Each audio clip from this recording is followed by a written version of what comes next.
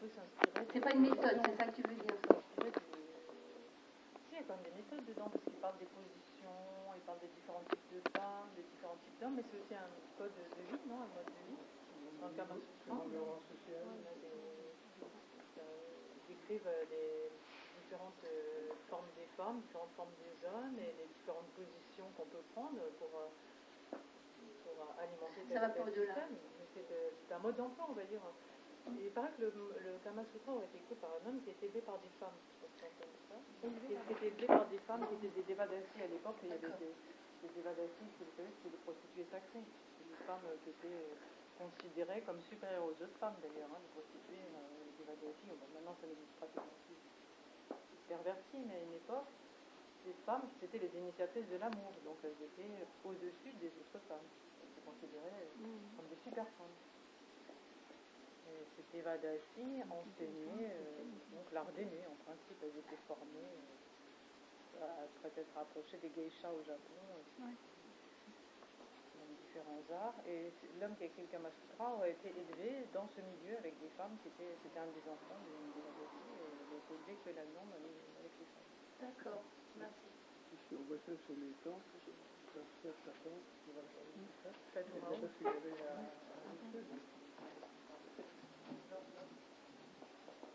oui, je veux dire, si on voit ça en sculpture sur les temples de Curajao, c'est bien parce que... Kajurao, d'accord, moi je suis un peu dyslexique. C'est bien parce qu'il y avait un rituel concernant la sexualité qui se déroulait aussi dans ces temples. Oui, mais vous avez vu Kajurao, vous êtes allé, hein, vous avez vu les sculptures. Vous avez vu qu'ils sont souvent plusieurs. Hein. Partage, ils ne sont pas des couples, souvent il y a 3, 4 personnages ensemble. Et effectivement, il y a différentes positions, et ils sont joyeux. Il y a toujours un éléphant qui rigole à côté. Vous avez remarqué aussi? Ça rame des éléphants. Il y a toujours des éléphants qui regardent et qui rigolent. Hein. Ils regardent la scène. Il y a des animaux et des chevaux aussi. Oui, il faut être très souple, c'est vrai, pour certaines postures. Hein. Vous les avez testées? Moi, j'essaie d'en tester, hein, mais c'est vrai qu'il faut être très souple.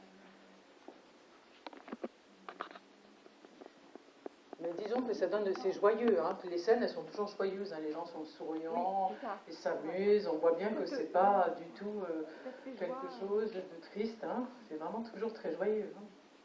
On voit les deux femmes qui portent une autre au-dessus d'un homme, etc. Ils ont l'air d'être vraiment dans une plénitude de joie.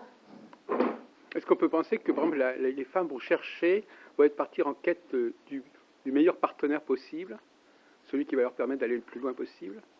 Est-ce qu'elles peuvent se dire, tiens, avec celui-là, ça va peut-être aller être encore mieux qu'avec un autre? Pourquoi pas?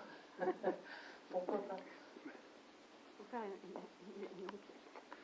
Non, mais je ne sais pas, ça peut déclencher ce genre d'attitude en disant, oui, alors finalement, oui, je suis peut-être pas allé assez... La compétition, ça ne va pas mener nulle part, ça ne va pas mener très loin, parce que comme on a dit toujours, il faut qu'il y ait le cœur. Hein, quand tu travailles dans le tantrisme, de toute façon, tu relis les énergies, elles passent par le cœur toujours, donc à un moment donné, si tu veux faire juste du spectaculaire, tu ne vas pas aller bien loin. Parce que les énergies, tu les montes au cœur, et avant d'aller à la tête, donc à un moment, il faut quand même qu'il y ait de l'amour qui se crée, il y a une énergie d'amour qui sort, si tu veux faire juste du spectaculaire. Mais alors justement, là, on est dans la continuité? Ma dernière question, on est dans la continuité, c'est-à-dire qu'il faut multiplier les expériences, ou c'est une expérience?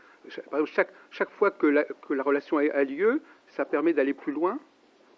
Alors, déjà on enlève les il faut. Hein, d'accord. Mais est-ce que ça s'enrichit d'une fois sur l'autre? Comment ça se passe? Ou est-ce qu'on recommence la même chose à chaque relation? À chaque fois, ça sera différent. Ah oui, je ne sais pas. Moi, j'en sais rien. Je ne suis pas une femme. Les personnes qui ont déjà vécu des expériences sont dans ces domaines ou qui sont dans cette mouvance, on va dire, hein, on découvre à chaque fois. Je pense qu'il n'y a jamais deux choses pareilles. Maintenant, le tantrisme, tu sais que tu as plusieurs niveaux dans le tantrisme. Tu as le premier tantrisme, c'est Paul nous parle de 3 tantrismes, elle pourra nous le dire après. Mais moi, je vais déjà parler de ma vision. Donc, il y a le premier niveau qui est le mélange, les communautés en Orissa, qu'on trouve en Orissa, où tous les gens vivent ensemble, hommes et femmes, avec une égalité totale, il n'y a pas de femmes soumises aux hommes, il y a l'égalité, c'est déjà ça qu'on voit par rapport au reste de l'Inde, ce qui n'est pas dans le reste de l'Inde. Et ensuite, les vieux et les jeunes mélangés. Là, ça, ils font tous des rituels ensemble, qui peuvent être sexuels ou non, hein, pas forcément, parce qu'il ne faut pas croire que c'est des partous toute la journée, c'est certainement pas ça. Hein. Et ensuite, vous avez un autre niveau, le niveau après. Donc le premier niveau, c'est dépasser la possession, dépasser l'appartenance, dépasser voilà, c'est mon mari, c'est ma femme, ça m'appartient, voilà, je le connais, je la connais, et voilà, c'est à moi.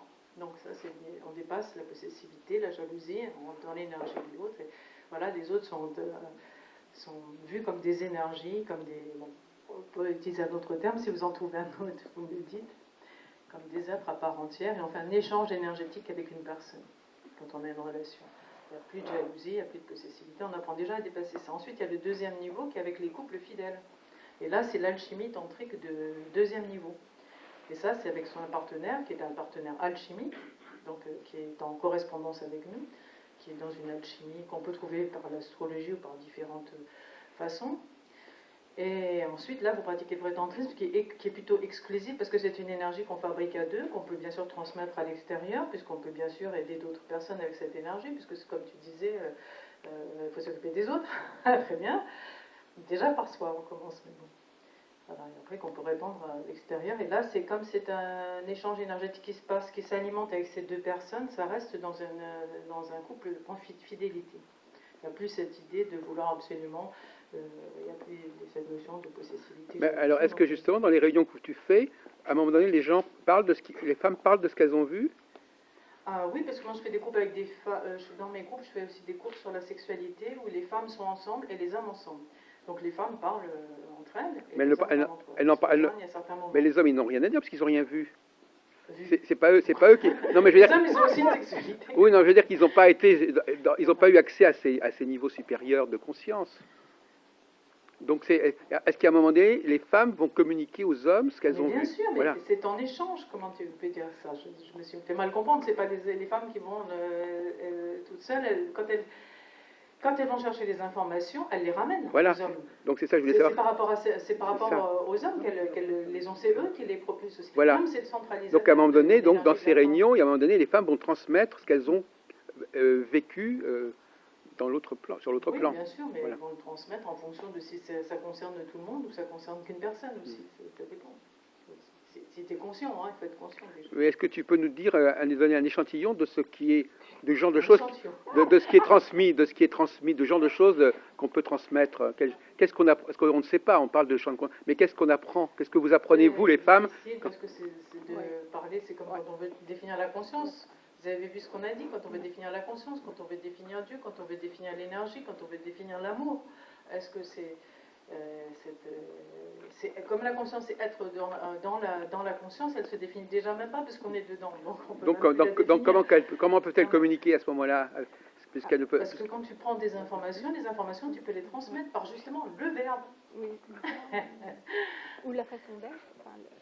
Et là, ça va être les intervenants de Mark Cohen d'après la Kabbale et Hélène Kibaro avec sa connaissance sur le verbe créateur et comment l'utiliser. Voilà, l'information. L'information peut passer par le verbe, mais elle peut passer aussi par d'autres biais. Mais tu disais que l'information et la conscience, on les met ensemble. Là, je pense que tu parles de l'information et de la conscience aussi, toi, Franck. Parce qu'on parle beaucoup dans les milieux scientifiques de information et conscience. Science sans conscience. Oui, information, voilà. C'est pour ça. L'information, c'est justement une façon d'échapper au concept de conscience. Voilà.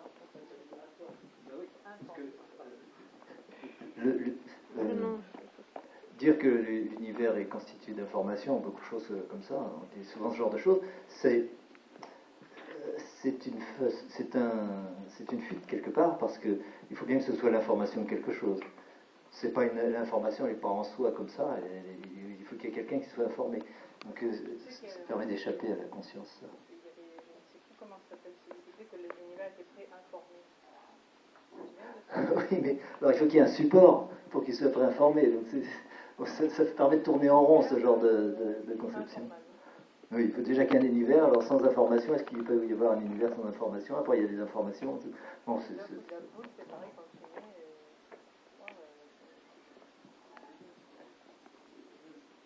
Comment? C'est bien ce mot informé, parce qu'il est double. C'est informé, dans le sens, il est vrai, comme vous disiez, la boule apparaît, voilà, comme l'être humain apparaît, mais en même temps, il y a aussi informe. Et voilà, c'est-à-dire que vous avez des tas de petites consciences qui disent n'importe quoi, moi je pense ceci, moi je pense cela. Et dans tout ce pataquès, eh ben, il y a une partie de vous qui peut trouver ce qui vient vraiment de la conscience universelle informée, et autrement, ben, c'est là la conscience supérieure qui permet de voir peut-être la distinction. C'est l'une des consciences que l'on donne c'est l'une des consciences que vous avez quand vous êtes formé et pas informé. C'est un mot qui serait intéressant à travailler. Et en plus, forme, c'est feu, eau, air. Le feu, l'eau, l'air, les trois éléments. Et quand vous rajoutez le T de la terre, vous êtes fort. Mais là, c'est un M puisque c'est la matrice, etc. C'est trop, voilà, c'est spécial, l'anglais d'oiseau, etc. C'est bien quand même